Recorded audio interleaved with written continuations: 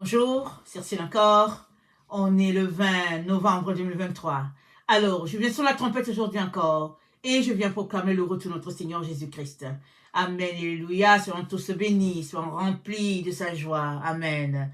Alors, choisis la paix et tout sera paix pour toi. Choisis la paix et tout sera paix pour toi. 2 Thessaloniciens 2, le verset 13 à 17. 2 Thessaloniciens 2, 13 à 17. Alors, c'est dit, pour nous, frères bien-aimés du Seigneur, nous devons, à votre sujet, rendre continuellement grâce à Dieu, parce que Dieu vous a choisi dès le commencement pour le salut, par la sanctification de l'Esprit et par la foi en la vérité.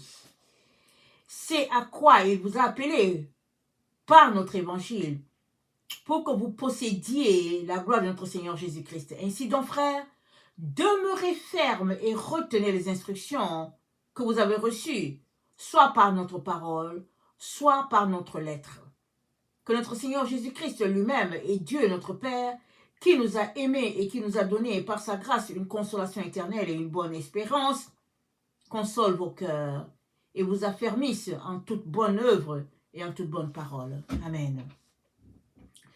Donc, Dieu, amen, nous a choisis pour que nous puissions vivre par l'Esprit, marcher dans la vérité et que nous puissions bénéficier du salut qu'il a pour toute l'humanité. Nous sommes appelés en tant qu'enfants de Dieu à marcher dans ce que le Seigneur Jésus-Christ a déjà acquis pour nous. Et de la bouche de l'apôtre Paul, il dit, demeurez donc fermes et retenez les instructions.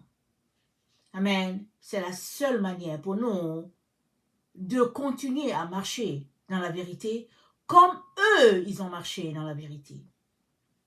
Nous sommes dans les temps de grandes turbulences. Et la Bible nous dit dans 1 Thessaloniciens 5 que quand les hommes diront paix et sécurité, c'est 1 Thessaloniciens 5, le verset 3, quand les hommes diront paix et sécurité, alors une ruine soudaine les surprendra, comme les douleurs de l'enfantement surprennent la femme enceinte et ils n'échapperont point. La douleur de l'enfantement est l'image utilisée par notre Dieu pour nous montrer comment les secousses des derniers temps vont surprendre l'humanité entière. Est-ce que ça veut dire que l'enfant de Dieu sera hors de cet espace terre? Non, l'enfant de Dieu sera sur la terre aussi. Mais la parole de Dieu dit, au verset 4 de 1 Thessaloniciens 5, « Mais vous, frères, vous n'êtes pas dans les ténèbres pour que ce jour vous surprenne comme un voleur. » Ça veut dire qu'en tant qu'enfant de Dieu, tu es préparé à ce que ce jour arrive. Et tu sais qu'il arrivera un jour ou l'autre. Et ceux qui ont vécu avant nous savaient aussi que ce jour arriverait un jour ou l'autre. Et puis, ils sont rentrés à la maison. Et aujourd'hui, c'est notre tour d'être là sur cette terre. Et nous savons que ce jour arrivera un jour ou l'autre. Ce jour de surprise. Ce jour où la paix semblera avoir disparu de la terre. Ça va arriver. Mais, pour toi, enfant de Dieu, c'est écrit, on vient de le lire, il n'y a pas de surprise. C'est-à-dire, il n'y a pas de surprise désagréable au point où tu puisses être perturbé. Il n'y en a pas. Pourquoi? Parce que tu auras choisi de marcher dans la paix. C'est ça que l'apôtre Paul nous dit. Il dit, ainsi donc frères, demeurez fermes et retenez les instructions que vous avez reçues. En demeurant ferme, en retenant les instructions, en obéissant, en mettant en pratique ce que Dieu a dit,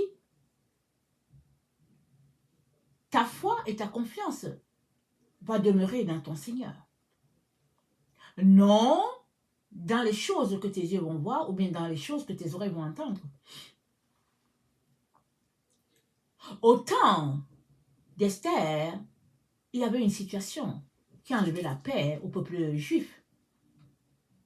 Il y avait que Aman, celui qui était comme le bras droit du chef, avait un problème sérieux, au point où il avait perdu la paix. Il voulait que Mardochée, le cousin à Esther, se mette à genoux devant lui. Il avait un sérieux problème d'orgueil, M. Aman. Et la paix était ôtée de lui. Tant et aussi longtemps que Aman ne s'était pas courbé devant lui, il n'avait pas la paix. Il n'avait pas le bonheur. Il n'était pas dans l'extase parce qu'il y avait un être humain qui tournait autour de la cour du roi qui ne s'était pas courbé devant Aman. Ici, c'est la situation du cousin d'Esther. Et Esther, et puis bon, celui qui persécutait le peuple. Mais plusieurs personnes connaissent de telles situations sur la terre. Plusieurs personnes sur cette terre sont persécutées. Pourquoi? Parce que elles n'ont peut-être pas fait ce que les gens attendaient d'elles, ou bien d'eux. Il y a des gens qui sont persécutés au niveau de leur travail. Il y a des gens qui sont persécutés au niveau de leur famille. Il y en a qui sont persécutés au niveau de leur belle famille. Il y en a qui sont persécutés au niveau de leurs amis. Il y en a qui sont persécutés partout où ils passent, la persécution, la persécution, la persécution. Et la Bible a dit quoi? Ceux qui veulent vivre pieusement en Jésus seront persécutés. Donc, ce n'est pas la persécution qui devrait t'enlever ta paix. Voilà pourquoi aujourd'hui le Seigneur vient te dire, choisis la paix et tout sera paix pour toi.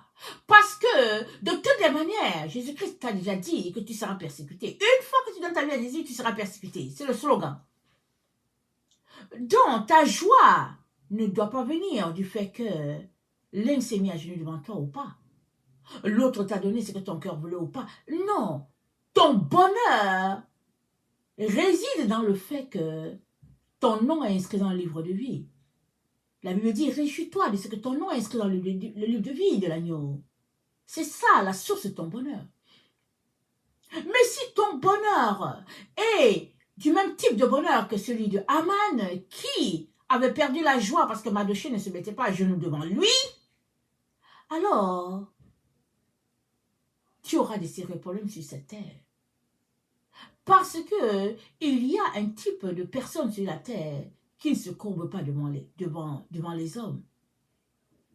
Et ceux-là, c'est ceux-là qui appartiennent à Dieu. Ils se mettent juste à genoux devant leur Père et leur Dieu. C'est le privilège qu'ils ont avec leur Père. De l'honorer, de se courber devant lui, c'est tout. Pas devant un homme. Quelle sera donc ta tristesse si, pour toi, la paix vient de ta confiance en une personne? Il y a plusieurs personnes sur cette terre qui seront perturbées, déstabilisées, parce qu'elles ont mis leur confiance, l'objet de leur paix, ils ont mis ça entre les mains de quelqu'un. Ils ont mis ça dans le fait d'avoir une carrière. Ils ont mis ça dans le fait d'avoir le compte bancaire renfloué. Ils ont mis ça dans le fait d'avoir une position au niveau de leurs églises, etc., etc. Et on peut continuer de citer. Mais Jésus-Christ, dans sa parole, nous dit que la paix que nous avons vient de notre relation avec le Seigneur Jésus. Il dit, je vous donne ma paix. Je ne vous la donne pas comme le monde la donne. Croyez en Dieu et croyez en moi. Il y a beaucoup de maisons, il y a beaucoup de demeures dans la maison de mon Père. Et si cela n'était pas ainsi, je ne vous l'aurais pas dit. Je m'en vais au Papa à une place et je reviendrai. Ça veut dire que la paix que Jésus-Christ te donne ne réside pas dans les choses matérielles. Dans le fait que tu as reçu telle promotion ou pas, que tu as reçu tel argent ou pas. Non, parce que la paix est rattachée directement à ton âme. Et ton âme reçoit son salut, si on peut le dire ainsi, non dans les choses. Ton âme reçoit son salut dans ton intimité avec Dieu, ou bien dans son intimité avec Dieu. Quand ton âme devient intime à l'âme de Dieu et que les deux sont désormais unis l'un à l'autre, de là vient ta paix. Amen, de là vient ta paix. Voilà pourquoi, si ton âme est souillée, tu ne peux pas avoir cette intimité-là avec Dieu, ou bien il y a comme un espace qui te sépare de Dieu, parce que ton âme ne baigne pas dans la pureté. Et nous sommes appelés à tout faire pour garder notre âme pure. Dans 2 Pierre 3, le verset 10, c'est dit, le jour du Seigneur viendra comme un voleur. En ce jour, les cieux passeront avec fracas, les éléments embrasés se dissoudront, et la terre avec les œuvres qu'elle renferme sera consumée. Puisque donc toutes ces choses doivent se dissoudre, quelles ne doivent pas être la sainteté de notre conduite quelles ne doivent pas être la sainteté de votre conduite et de votre piété, tandis que vous attendez hâter l'avènement du jour de Dieu, à cause duquel les cieux enflammés se dissoudront et les éléments embrasés se fondront. Mais nous attendons, selon sa promesse, de nouveaux cieux et une nouvelle terre où la justice habitera. C'est pourquoi, bien-aimés, en attendant ces choses, appliquez-vous à être trouvés par lui sans tache et irrépréhensible dans la paix. Croyez que la patience de notre Seigneur est votre salut. Comme notre bien-aimé frère Paul vous l'a aussi écrit, selon la sagesse qui lui a été donnée. Amen. C'est dit quoi? Au verset 14, 2 Pierre 3, le verset 14, c'est dit, appliquez-vous à être trouvés par lui sans tache et irrépréhensible dans la paix. Notre force, c'est la paix. Ce que nous avons de précieux à cette heure, c'est la paix. Voilà pourquoi Jésus-Christ a dit, ne soyez point troublés. Recevez mes instructions. Prenez mon joug. Soyez en paix. C'est ce que Jésus-Christ est en train de nous dire. Parce que c'est écrit, noir sur blanc, c'est dit, toutes ces choses doivent se dissoudre. Qu'elles ne doivent pas être la sainteté de votre conduite et de votre piété. Tandis que vous attendez hâter l'avènement du jour de Dieu, à cause duquel les cieux enflammés se dissoudront et les éléments embrasés se fondront. Alors, on peut s'arrêter et s'imaginer pour dire, mais la terre va, tout va se dissoudre. Et comment ça sera? Qu'est-ce qui va arriver? On peut s'imaginer toutes sortes de scénarios. Mais la vérité, l'image telle que le monde sera, c'est notre Dieu qui l'a. Notre Dieu a la photo de ce que ce monde sera. Et dans Ésaïe 61, c'est dit, attendez, dans Ésaïe 61, c'est dit,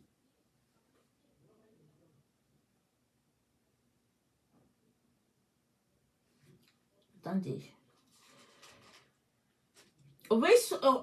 Ésaïe 61, le verset 4, c'est dit, ils rebâtiront sur d'anciennes ruines. Ils relèveront d'antiques décombres. Ils renouvelleront des villes ravagées. dévastée depuis longtemps. Et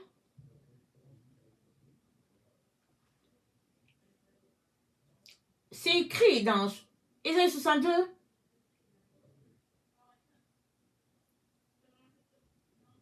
au verset 6, sur tes murs, Jérusalem, j'ai placé des gardes. Ils ne se tairont ni jour ni nuit. Vous qui la rappelez au souvenir de l'Éternel, point de repos pour vous, et ne lui laissez aucune relâche, jusqu'à ce qu'il rétablisse Jérusalem et la rende glorieuse sur la terre. L'Éternel l'a juré par sa droite et par son bras puissant. Je ne donnerai plus ton blé pour nourriture à tes ennemis. Et les fils des étrangers ne boiront plus ton vin, produit de tes labeurs. Mais ceux qui auront amassé le blé le mangeront et loueront l'Éternel. Et ceux qui auront récolté le vin le boiront dans les parvis de mon sanctuaire. Franchissez les portes. Préparez un chemin pour le peuple. Frayez la route, ôtez les pierres, élevez une bannière vers les peuples.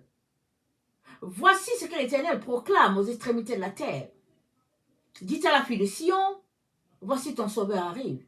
Voici le salaire est avec lui. Et les rétributions le précèdent. On les appellera peuple saint, racheté l'Éternel. Et toi, on t'appellera recherché, ville non délaissée. Ça, c'est la promesse de notre Dieu à Jérusalem. Et toute notre vie est rattachée à Jérusalem. Qu'on soit né à Jérusalem à l'origine ou pas. Parce que notre vie est rattachée à Abraham. Parce que Dieu a dit à Abraham, tes enfants seront comme les étoiles du ciel, comme le sable de la mer. Mais qui est Abraham? Abraham est celui qui a marché par la foi.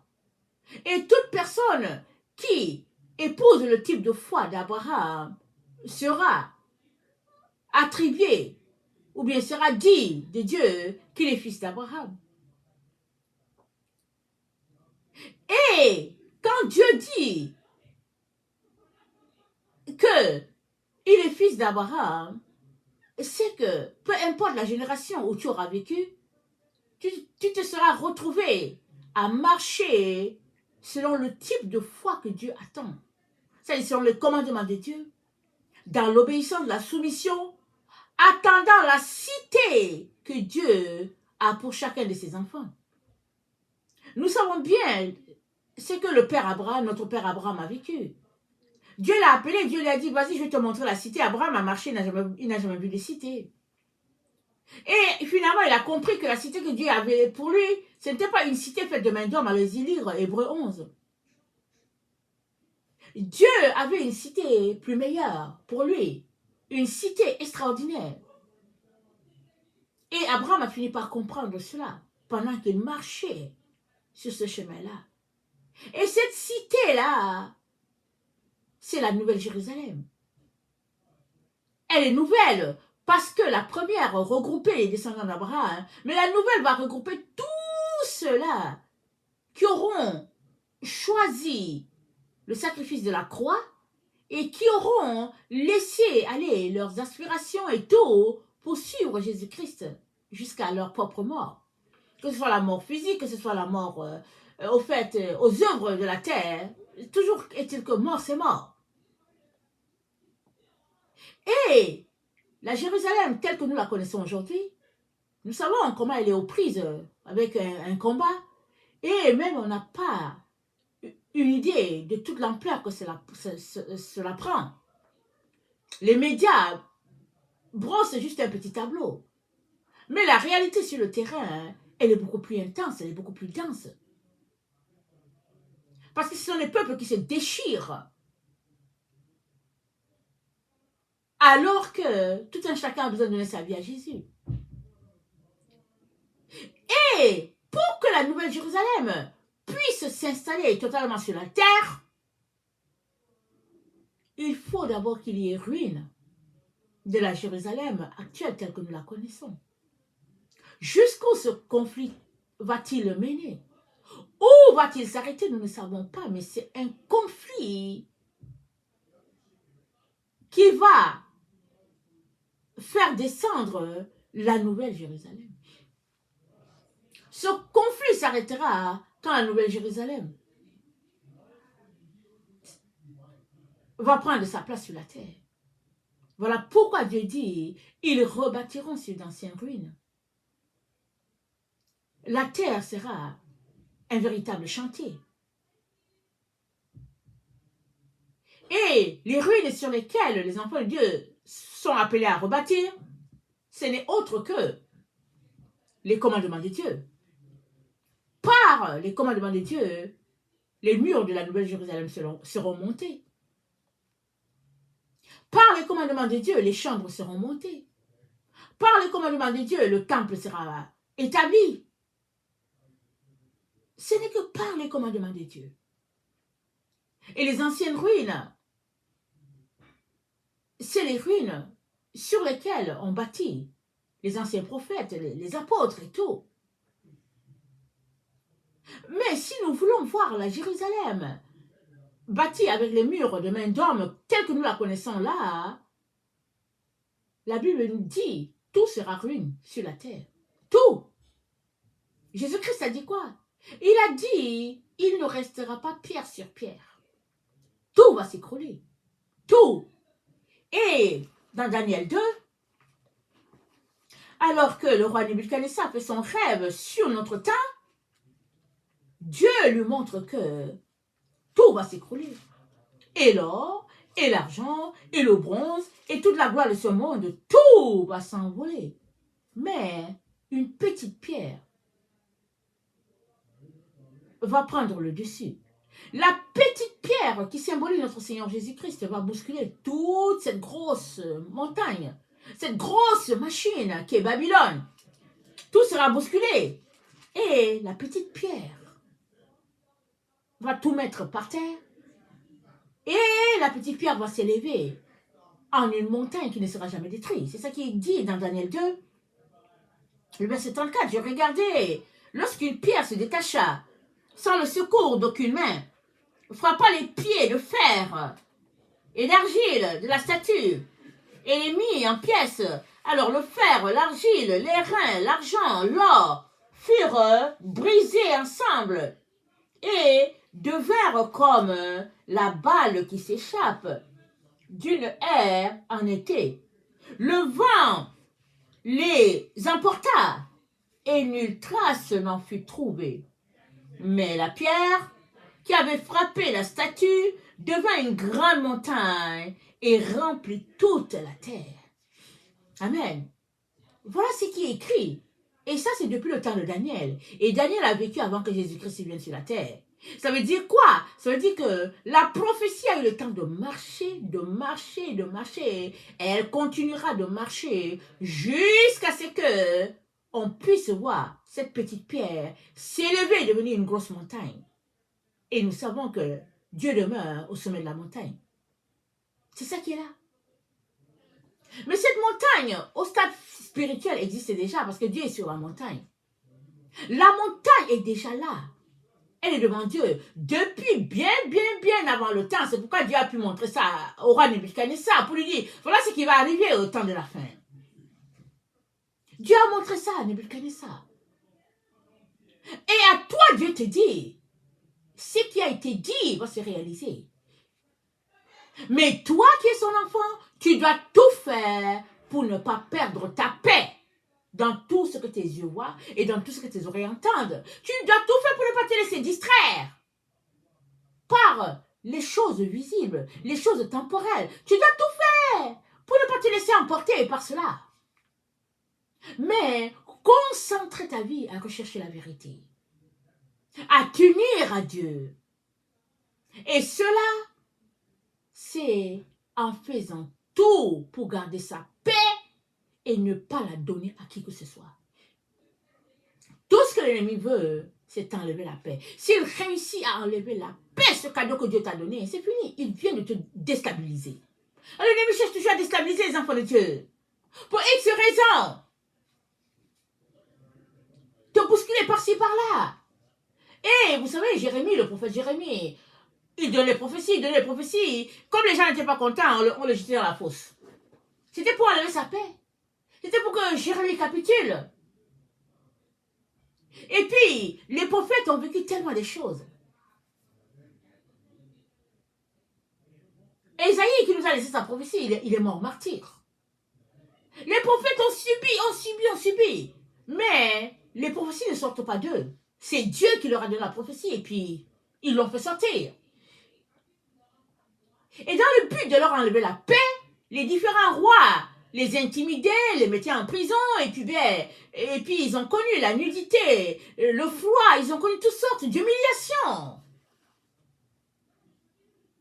Parce que les hommes voulaient qu'ils se taisent, mais eux ils ne voulaient pas se taire et puis ils ne voulaient pas non plus perdre leur paix. Et aujourd'hui encore, 21e siècle, nous nous trouvons en 2023.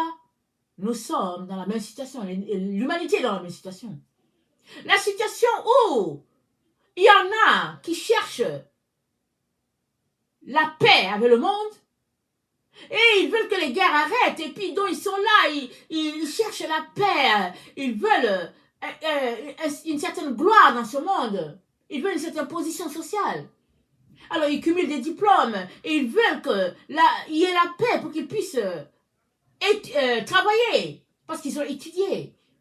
Et toutes sortes de raisons sont évoquées. Mais Dieu nous dit, ou bien le Seigneur Jésus-Christ nous dit, que sa venue à lui, Jésus, ce sera comparé à la femme qui accouche. La femme qui accouche connaît les contractions, mais ces contractions sont minimes. Quand elle atteint le 9e mois, les contractions sont là de temps en temps, et puis bon, voilà. Mais quand le temps de son accouchement vient, elle ne peut pas retenir les contractions. Alors Jésus-Christ est en train de nous dire, il ne peut pas retenir les guerres et les bruits de guerre. Ça doit arriver. Il ne peut pas retenir cela. Par contre, il te dit de ne pas perdre ta paix. Parce que ces choses doivent arriver. Et toi, tu dois tout faire pour garder précieusement ce cadeau-là que tu as donné. Et sa paix. Et cette paix, elle est trouvée dans ta relation avec lui. Dans la confiance que tu mets à bâtir avec lui. Elle est trouvée dans le fait que tu te concentres à lire la parole de Dieu, à mettre en pratique ses commandements, ses préceptes. Cette paix se trouve dans le fait que tu te soumets à ce que Dieu te dit et puis tu lui obéis en toutes choses et tu attends sa main sur ta vie et dans le monde entier. Dieu compte sur toi pour répandre cette paix-là autour de toi. Il compte sur toi pour que tu puisses contaminer tous ceux-là qui sont autour de toi à avoir cette paix-là. Parce que ceux qui auront la paix, ils verront la face du Père. Recherchez la paix et la sanctification avec tous les hommes, sans laquelle nul ne verra Dieu. Donc, tant et aussi longtemps que tu gardes la paix et que tu la chéris et que tu refuses de la partager, tu refuses de la laisser aller, tant et aussi longtemps que tu es amoureux de cette paix-là, tout sera paix pour toi. Tout. Mais si tu veux la paix, comme le monde l'attend, et le souhaite, et l'espère, alors une ruine va s'abattre pour toi. Parce que ce type de paix-là, que le monde attend, une vie là où il n'y a pas de guerre, que celui qui n'aime pas Dieu est en parfaite harmonie avec celui qui aime Dieu et que vraiment ils sont amis, ils côtoient les mêmes magasins, les mêmes choses, et ils s'habillent pareil, ils font pareil. Et Dieu dit, c'est de l'utopie, il n'y aura pas cette paix-là. Cette paix entre l'enfant de lumière et puis l'enfant de ténèbres n'existera pas dans ce sens.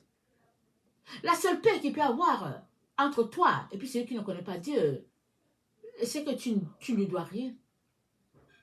La Bible dit rechercher la paix avec tous les hommes. Donc tu ne lui dois rien, alors tu t'organises pour tout simplement demeurer dans cette paix-là, avec ton voisin, avec qui que ce soit. Tu dois la rechercher. Si quelqu'un te doit quelque chose, ou bien tu dois quelque chose à quelqu'un, tu vois, tu demandes pardon. Mais la paix que Dieu donne, c'est une paix qui te viendra de ton intimité avec Dieu, de ta confiance totale en Dieu. Parce que cette paix-là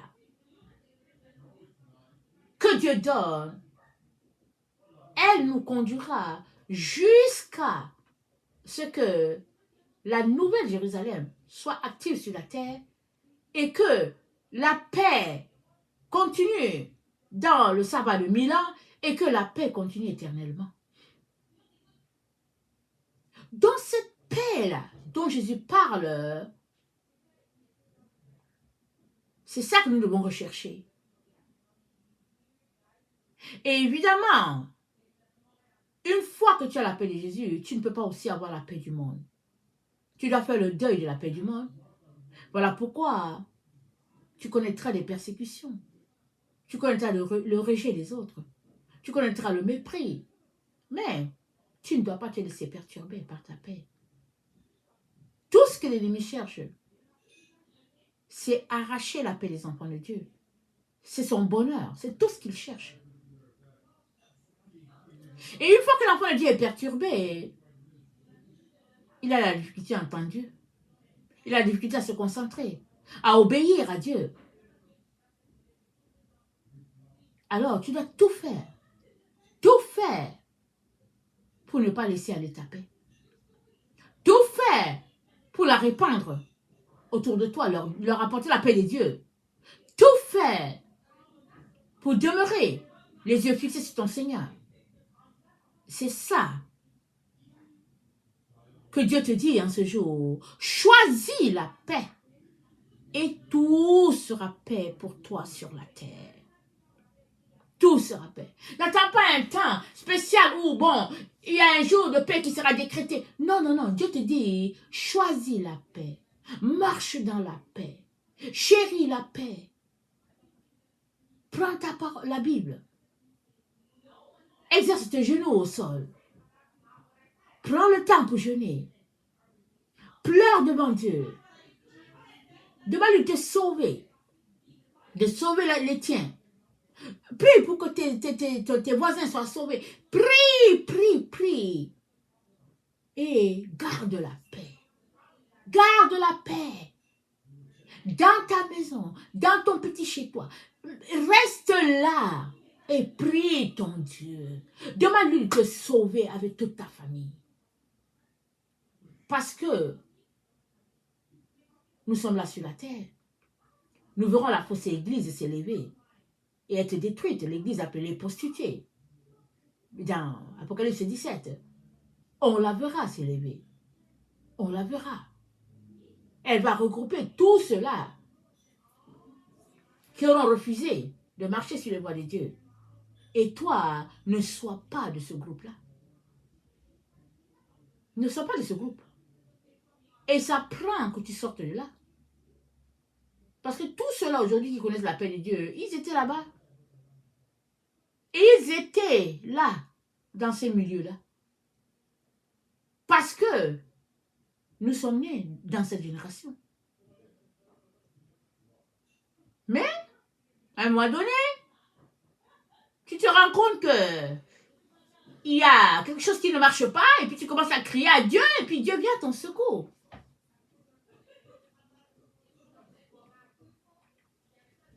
Alors,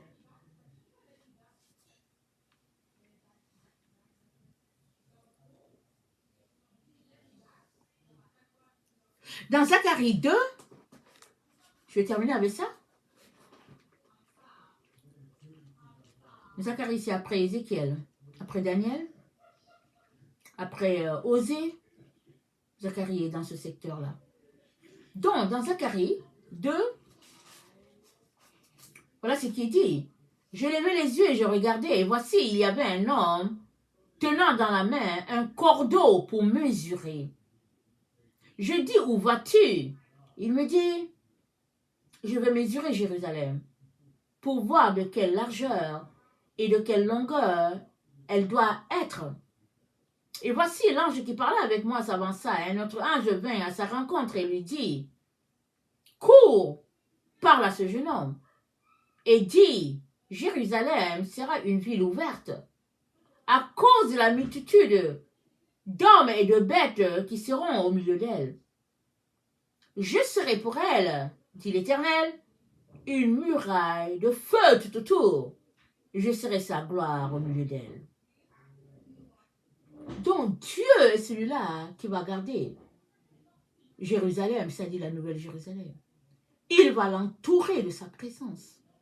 Il va l'entourer de sa gloire. Un peu quand Israël était dans le désert, la Bible nous dit que la nuit, c'était le feu qui était là qui gardait Israël. Et quand Israël se levait le matin et qu'Israël devait quitter le camp, alors c'était la fumée que les gens voyaient. Les peuples étaient saisis, apeurés par le fait que le peuple de Dieu était en train de passer. La présence de Dieu était palpable dans le camp d'Israël.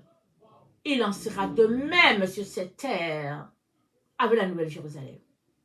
Donc avant que la Nouvelle Jérusalem soit regroupée, c'est-à-dire que tous les descendants, tous les enfants de la Nouvelle Jérusalem, avant qu'ils soient regroupés dans leur cité, Dieu les gardera à chaque endroit où ils seront. Le feu de Dieu les protégera. Les anges de l'Éternel entoureront ces maisons, jusqu'à ce que la gloire de Dieu remplisse la terre et la couvre comme le fond de l'eau, comme le fond de la mer. Voilà ce qui va arriver sur cette terre. Voilà le plan de Dieu pour l'humanité. Et Dieu te dit, ne rate pas ces moments-là. Il te dit, ne te laisse pas voler. Il te dit, prépare-toi. Et la seule manière pour toi de te préparer, c'est d'avoir la paix, de chérir cette paix, de la choisir et de marcher dans cette paix. Et tout sera paix pour toi. Tout. Tu ne seras perturbé par rien. Autour de toi, ça va faire du bruit, ça va pleurer. Mais toi, tu auras la paix. Est-ce que ça veut dire que tu ne vas pas souffrir pour ton frère et ta soeur? Tu es en train de souffrir. Mais la paix qui va descendre sur toi, c'est la présence de Dieu. C'est son Esprit Saint. Elle va descendre sur toi pour que tu gardes la concentration sur ton Dieu et que tu continues de prier pour ceux pour qui tu dois prier, que tu continues de répandre la parole de Dieu parce que la gloire de Dieu doit se répandre sur toute la terre. La nouvelle Jérusalem doit être bâtie. Elle doit être bâtie. Et elle le sera. Et toi, tu seras le témoin de ce que Dieu est en train de faire. Parce que la paix de Dieu sera en toi, elle sera sur toi, et les autres vont accourir vers toi pour dire, mais attends, qu'est-ce que tu as là? J'aimerais avoir ça. Et voilà ce que Dieu attend de chacun de ses enfants dans ce temps où nous nous trouvons. Que le Seigneur bénisse sa parole. Maranatha, Jésus revient. Amen et alléluia. Choisis la paix et tout sera paix pour toi. Amen, alléluia.